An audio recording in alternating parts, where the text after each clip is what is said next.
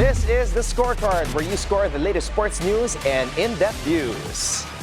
I'm Anton Roxas, and on the Scorecard tonight, UAAP Season 87 action continues its interesting first week with defending champion Salle going on ruthless hunter mode at the expense of Adamson University. The teams are ready for tomorrow's final in the Premier Volleyball League Invitational Tournament. Converge ties NorthPort in Group A of the PBA Governor's Cup. Exceptional triathlete Mervin Santiago does what he loves and loves what he does. Heading tonight's roundup, Lyceum of the Philippines was comfortably ahead by 10 points in the last 2 minutes. When San Sebastian staged a massive 12-0 blitz in the earlier game of the NCAA, the Stags won 95-93. In the second game, rookie Cardinal Lawrence Mangubat converted 5 3-point shots and helped Mapua escape EAC 69-66. The De La Salle Green Archers took no prisoners and demolished the Adamson Soaring Falcons 82-52 in UAAP Season 87 men's basketball at the Smart Araneta Coliseum. The defending champions took control right from the first quarter and never let up, piling on the lead until the dying seconds. In the PVL Invitational, Creamline entered tomorrow's finals with a straight sets defeat of Farm Fresh. The undefeated Cool Smashers outclassed the winless Foxies in just 76 minutes, 25-15, 25-13, 25-19. The Cool Smashers are undefeated in the elimination round and will face the winner between Cignal and defending champion Kurashiki for the title. Converge bucked NorthPort's second-half rally and arrested its 3-game slide 109-99 at the Ninoy Aquino Stadium earlier today.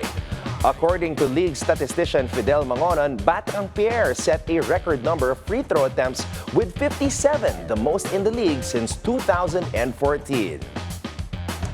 And that's the roundup for tonight, the 11th of September. When we return, meet Mervin Santiago, the fastest Filipino finisher of the Ironman World Championships, dubbed as one of the most punishing races in the world. Let's get to know how he turned his passion into a thriving business as a sought-after bike fitter. Keep it here on The Scorecard.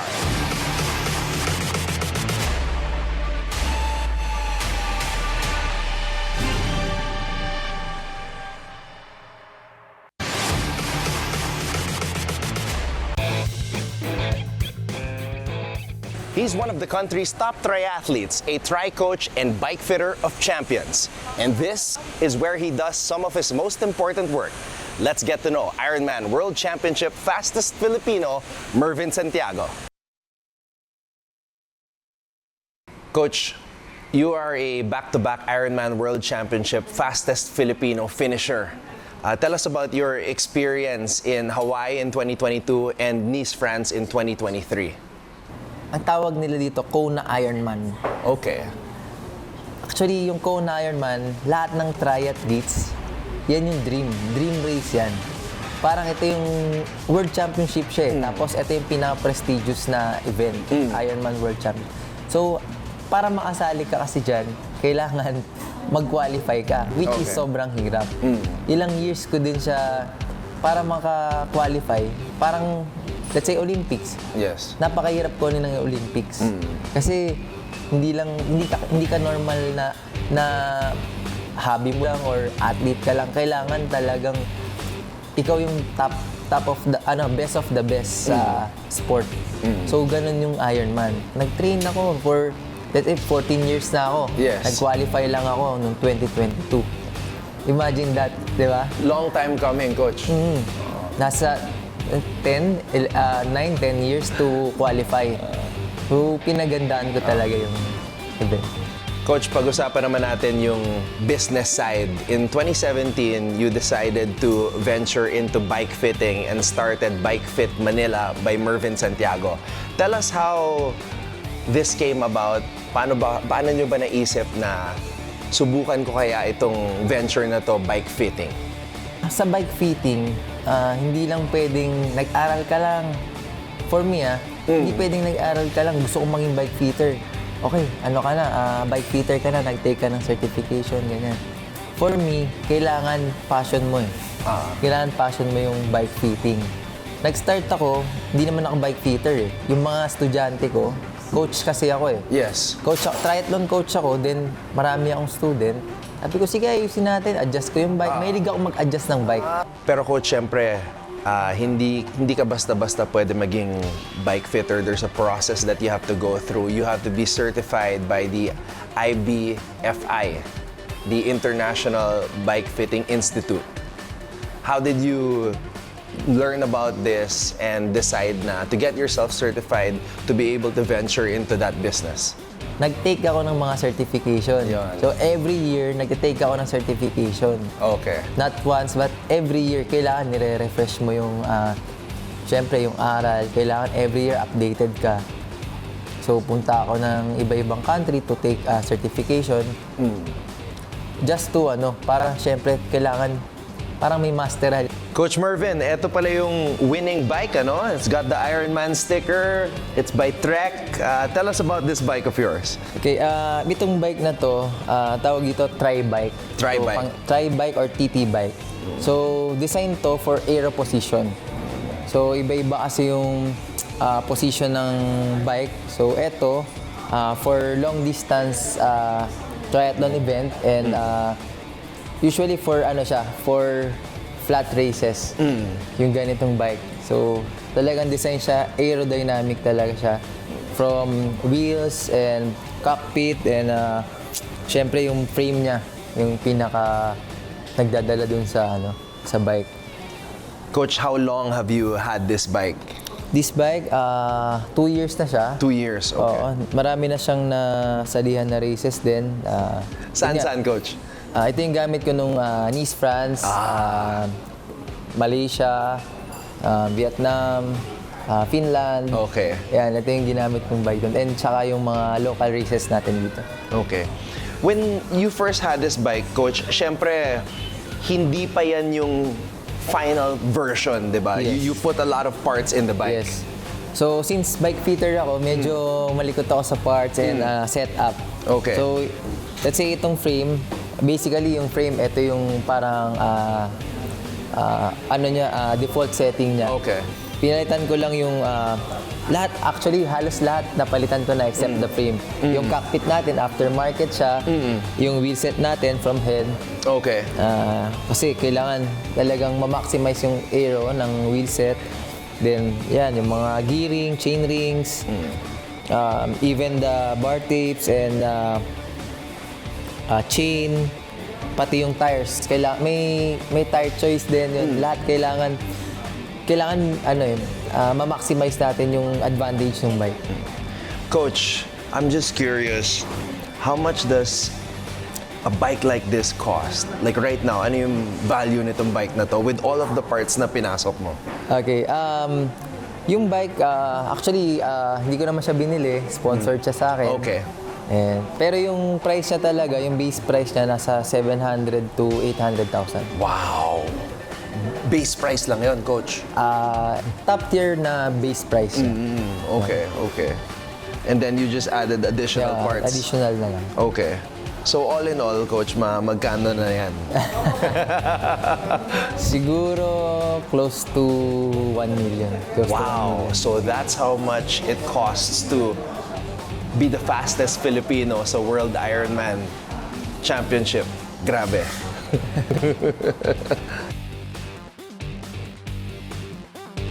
Ang Colnago, Coach, anong bansa yan? Colnago is Italian brand It's talaga an yan. Italian brand. Okay. Tapos itong bike na to, team bike to ng Team UAE Emirates. Ito yung ginamit sa Tour de France. Actually, ito yung nag-overall champion, yung yellow jersey ng Tour de France. Yung ginamit ni Tadej Pogacar. Ito yung bike na yun.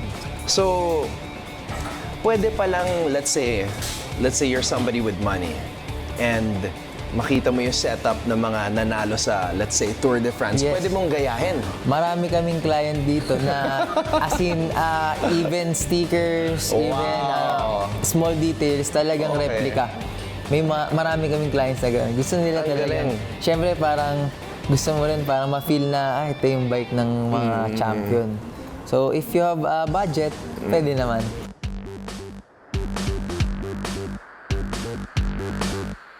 Okay, itong bike na to, Colnago C68. Ito yung endurance bike ng Colnago.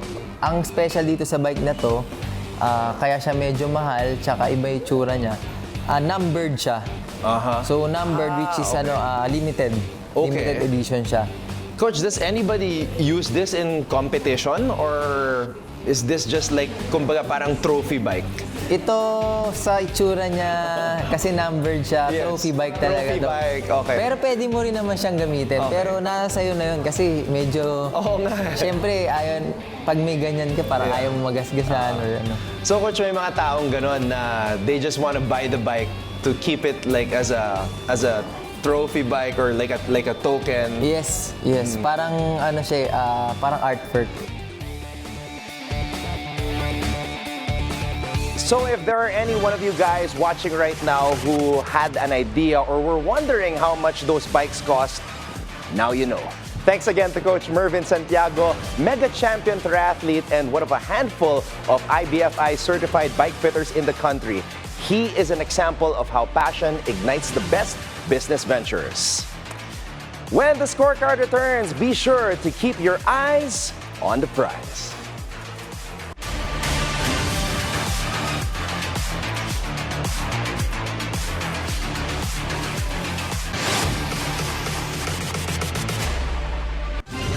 Welcome back to the scorecard. It's time to keep your eyes on the prize.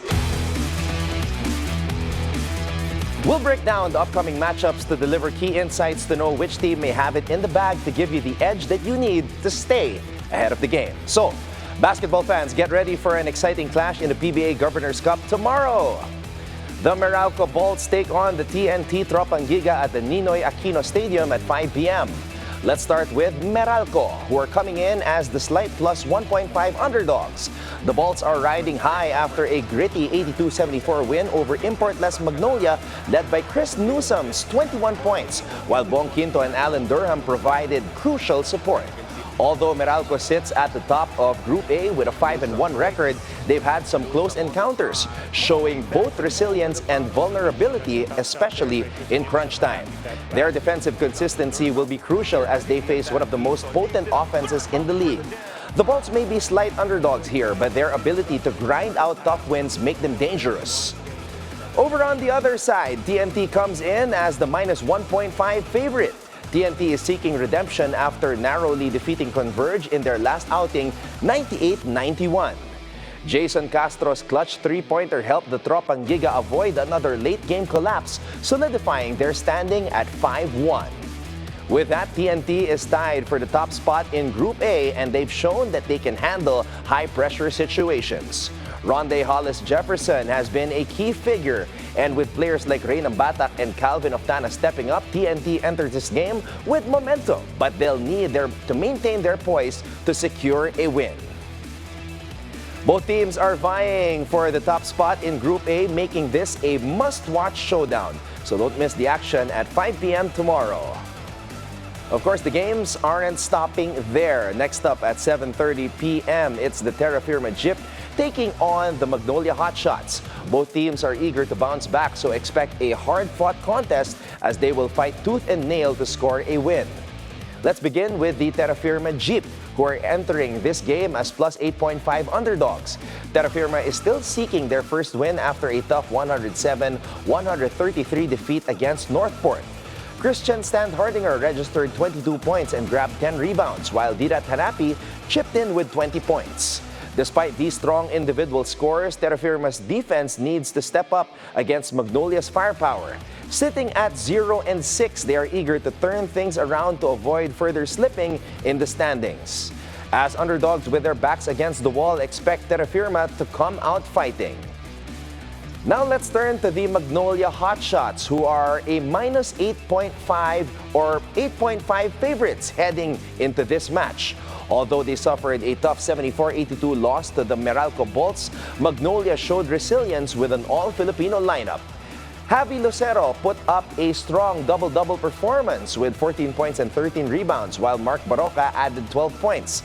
The Hotshots currently sit at 3-3 in Group A and will be looking to get back on track. But here is a game-changing update. Shabazz Muhammad has been officially cleared to play as the former NBA player is set to make his much-anticipated debut for the Hotshots, replacing fellow NBA veteran Glenn Robinson III. Muhammad's addition brings a massive boost in firepower, and his presence could tilt the balance further in Magnolia's favor. With the Hotshots' solid defense and depth along with Muhammad's arrival, they're poised to secure a much-needed win to climb up the standings. Both teams are hungry to turn things around after their recent defeats, making this game a must-watch. So get ready for tomorrow's thrilling hostilities and keep your eyes on the prize. Here are some updates before we go. In the UAAP, after 9 long years, UST finally downed Ateneo 74-64 with a 16-0 run in almost 7 minutes in the fourth quarter. In the PVL, Cignal outlasted Kurashiki in 5 sets to lock the final slot against Creamline tomorrow at the Smart Araneta Coliseum. The scores 25-23, 19-25, 25-23, 22-25, 15-11. And in an emotional post-game circumstance, Converge assistant coach Danny Ildefonso and NorthPort Governor Eric Arejola were reportedly seen being held back by members of their respective teams. Neither agreed to comment on the alleged incident. And with that, thank you for joining us tonight. We'll see you again here tomorrow on The Scorecard, where sports is our business and business is our sport, right here on the Billionaire News Channel. I'm Anton Roxas. Have a blessed evening.